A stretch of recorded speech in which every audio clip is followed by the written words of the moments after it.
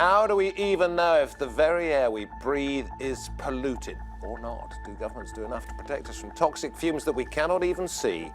You're watching Roundtable with me, David Foster.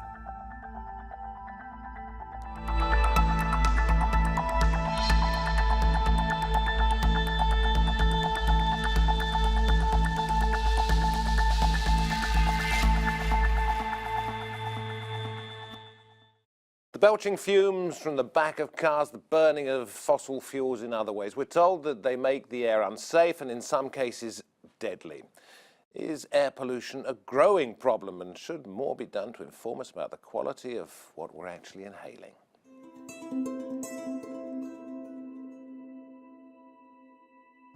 Global cities shrouded in a toxic haze.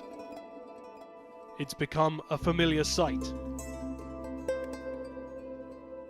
But dirty air isn't always so obvious. It can be hard to make the connection between poor air quality and health issues. Some skeptics suggest there isn't one.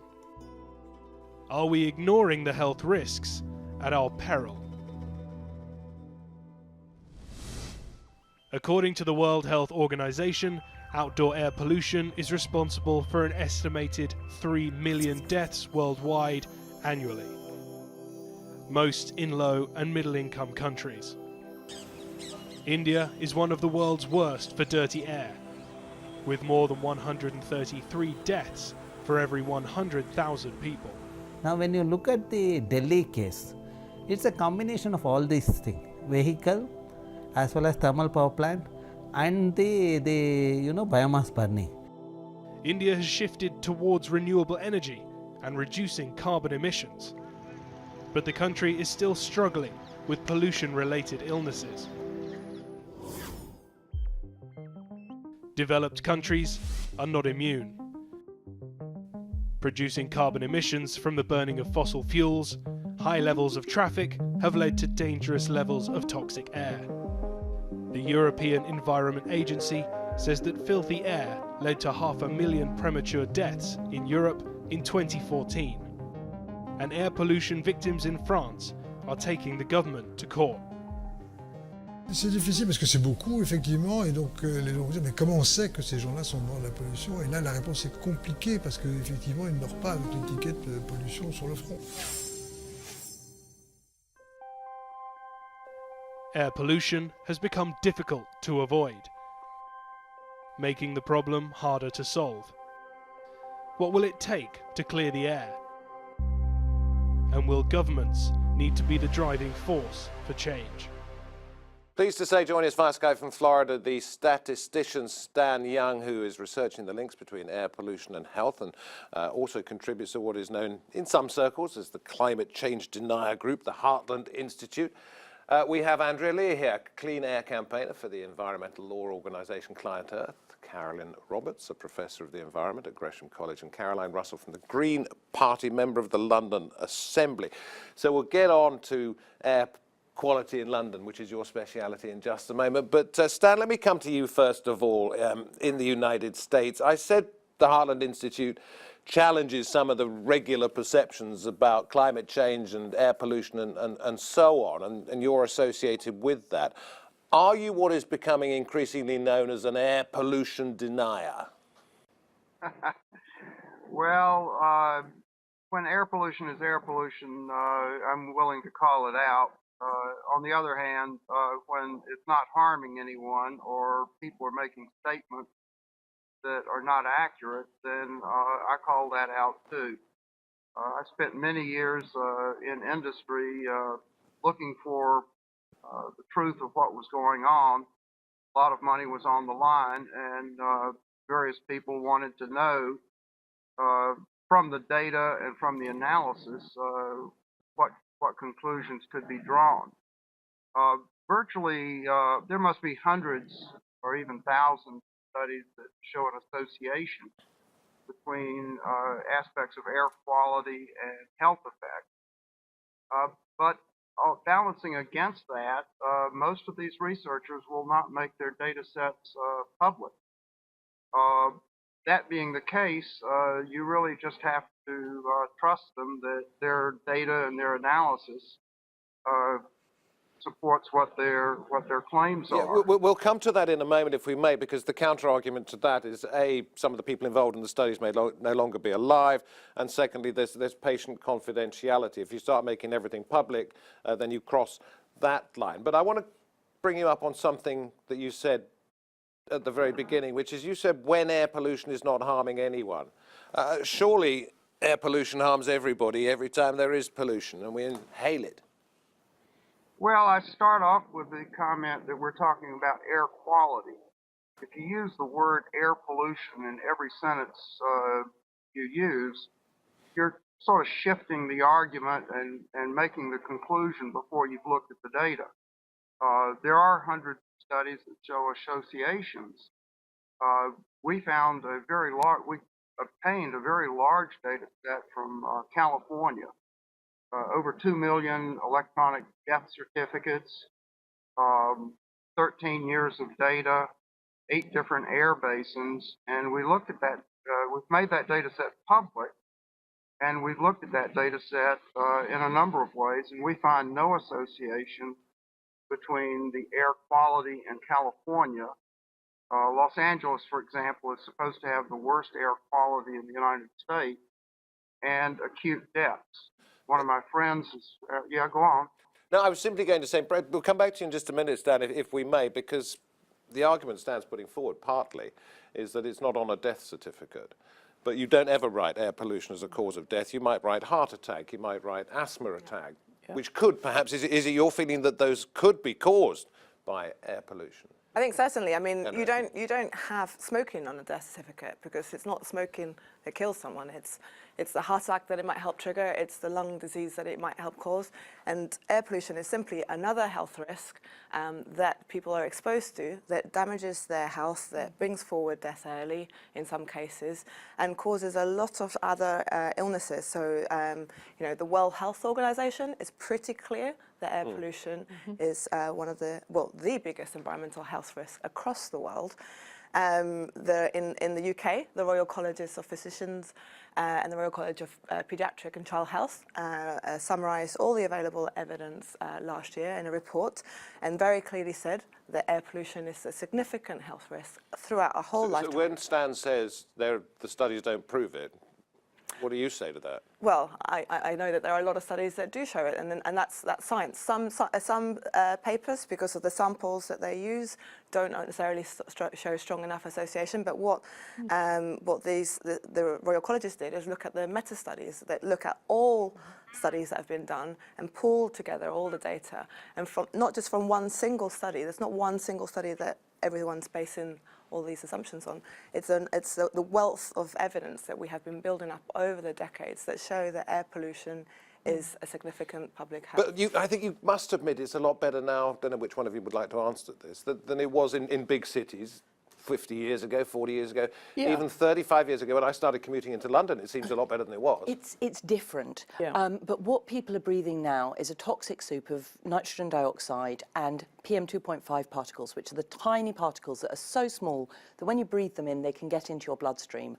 And those particles, the World Health Organization says there is no safe exposure limit to those. Every single borough in London, which is the area that I represent as a politician, is everyone living in every single part of London is exposed to higher levels of PM 2.5 particles than the World Health Organization. But that's just life, isn't it? I mean, we just got to get on with it. We can't make this a sanitized planet, can we? When you know that you have a health risk that the whole population is exposed to, you have a duty as a policymaker to try and make sure that that exposure is reduced, and you do that by cutting the pollution at source.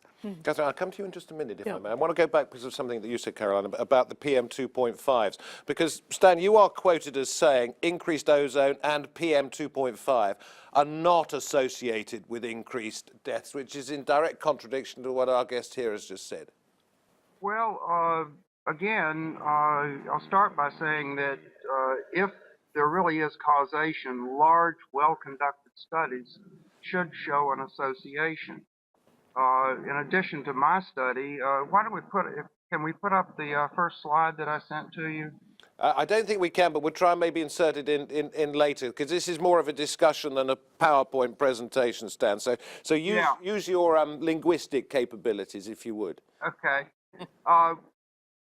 Two things. A large study was done that appeared in the journal Heart, which is a subjournal of DMJ. There were 2 million mortalities, 2 million hospitalizations that were looked at, 400,000 heart attacks were looked at, covering the years 2003 to 2009. This was a large British study. It covered England, all of England, and all of Wales. They looked at the components of air quality, including PM2.5 and ozone, and they looked at 11 different components of heart effects. They found nothing. So again, if you have a very large, well-conducted study, and this is a large and well-conducted study, you find no association, then that calls into question. You can have lots of studies with association, but it only takes one valid negative study to call into question all the associations. This is part of the problem. If I bring it back to you, Catherine, the problem is that I don't think anybody would accept that inhaling something that's rather toxic is bad for you, whether it causes deaths or not. Beg your pardon, Karen. But if you have a particular group of people who are saying it isn't causing deaths, just once that starts to get headlines, then that knocks everything else back, doesn't it? Absolutely. And I mean, I would draw an exact parallel with what went on with the tobacco industry 50 years ago. Basing any kind of policy on single studies is just inappropriate. May or may not show causality because the circumstances may be slightly variable. Other impacts may, other environmental effects may overwhelm the one you're trying to look at, and so on. There's no doubt about it, though. The science is unequivocal, I think, that small particles, high levels of nitrogen compounds, oxidized nitrogen compounds, and other components in the air are causing health issues. Now, the magnitude of those might be up for discussion, but I think the link is incontrovertible. My apologies for referring to as Catherine when it's Carolyn. Carolyn. Yes, I'm sorry if I think I've done that a couple of times, but I take it back. We are seeing more and more people being packed into, specifically Donald Trump's administration, who belong to the Stanley School, if you like, into the Environmental Protection Agency. What concerns do you have about that?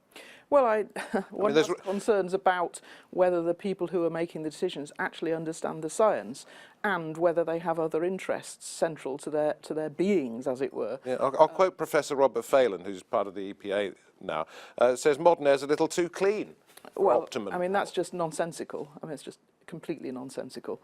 I mean, one wonders if he would like to see his own children living next to a main road enveloped in clouds of vehicle exhaust. I suspect not. Yeah, I mean, I've stood in central London with a sufferer of COPD, so chronic obstructive pulmonary disease, and she couldn't stand there for more than half an hour before she would feel faint, and we had to... Wouldn't that be the same wherever she was?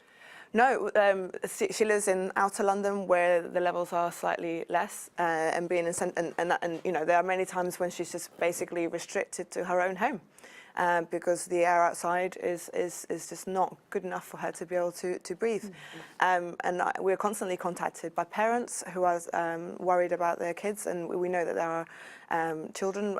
We're working with the school in North London, and children there are describing how air pollution is triggering their asthma attacks. And they feel it, and they know it's damaging their health. So I don't really know how. Think of a question that you might like to put to Stanley in just a moment, because I know you disagree entirely with what he's suggesting. While I ask you about the methods that are being employed in London to try and change things. To try and change things. Yeah. Well, have a think, won't you? It's you know, I mean, what we're trying to do in London, and the mayor is right. He is trying to control the movement of the most polluting cars, and to make sure that people are able to get around by bike, on foot, and by public transport. That's a big shift for a city that has been filled with car travel over the years, and where outer London, the sort of outer bits of London, are very car dependent because there isn't such good public transport as there is in the centre. So in order to, it's a massive, massive shift. But I think that there is, you know, even in outer London where people are used to needing a car or thinking they need a car in order to be able to go about their daily life, they are realising that, you know, we have children's classes where, you know, maybe nearly 50% of the children have an asthma inhaler. When my kids, you know, my eldest is now 25, when he was in primary school, there were 2 or 3 children in his class of 30 with an asthma inhaler. It has really shifted. Okay, let me put 2 points out there while somebody thinks of a question for Dr. Young.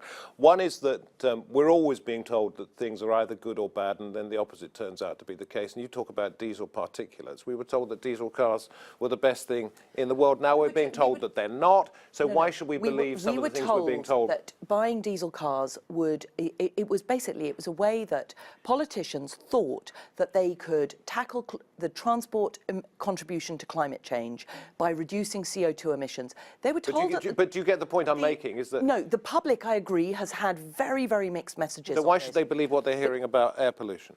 But because it's not just politicians that are saying it. It's medical professionals, it's researchers, it's scientists, it's people who understand the science behind it. And you know, we can't trust the Royal College of Physicians, the Royal College of Paediatrics and Child Health.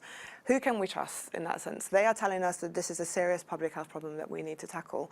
And so I guess I don't understand why, when there is the opportunity to improve people's lives, improve people's health, and a lot of the solutions that we need are going to make our towns and cities better places to live. You know, reduced number of vehicles on the road means, apart from less emissions, means less noise, safer roads, kids more able to play on the streets like we all used to when we were younger. You know, better connections, better community feelings, more efficient transport logistics. I mean, you know, for businesses to be able to get around and not be stuck in traffic. But expensive. It is expensive. You asked for points of difference with So you're now American. addressing Stanley in Florida. Yeah. Okay, please. So I am addressing Stanley, but actually I think what I want to flag up is I would share one point of agreement with him. It's probably the only point of agreement, or maybe 2. I mean, the first is causality is always more difficult to demonstrate than association. So the fact that one element of the environment is causing a health impact is more difficult to demonstrate than the fact that the environmental parameter and the health issue vary together. So one doesn't necessarily cause the other. But I think in this case the evidence is pretty strong. The other point where I would agree with him is that we use the term air pollution probably too loosely. We are talking about air quality. It's a parameter which varies in very complex ways and over very short periods of time as well. So the term pollution really is a legal limit which can itself vary over time. So we might reduce the level over time at which we classify high levels of certain constituents. Go on, have a go at him rather than agree with him. Yeah, but I would say... There's a lot of discussion here. Can I jump in? Yeah, okay, do you mind? No, go ahead. Yeah, the U.S. EPA over the last 20 years has been putting human beings in chambers and feeding in basically diesel and other exhaust into these chambers. This is the Environmental Protection Agency. Yes, the U.S. Environmental Protection Agency. They too realize that association does not prove causation, so they actually ran experiments, somewhat questionable in my mind, but they...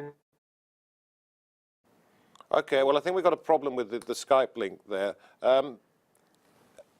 Carolyn, we'll try and sort that out if we can, Stanley, but come back to the studio for the time being. Yeah, I mean, putting somebody in a climate cabinet no way mimics their living experiences and their day-to-day experiences of being exposed to these environments for hours and hours at a time. I mean, it's just nonsense. Yeah, but there are vested interests here, Stanley, and I'd like to bring this up because we talked about the cost of this, cleaning up all of this mess that mankind has made, and it's going to be expensive for industry. Therefore, there are going to be a lot of people, countries such as India, Poland, who sort of say, well, actually, there isn't a problem because we don't want to have to work on it. And you made reference at the beginning to the studies you've done on behalf of industry.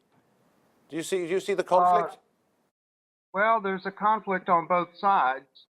There have been lots of funding by the U.S. EPA of researchers that are firmly on the side that air pollution or air quality is a problem.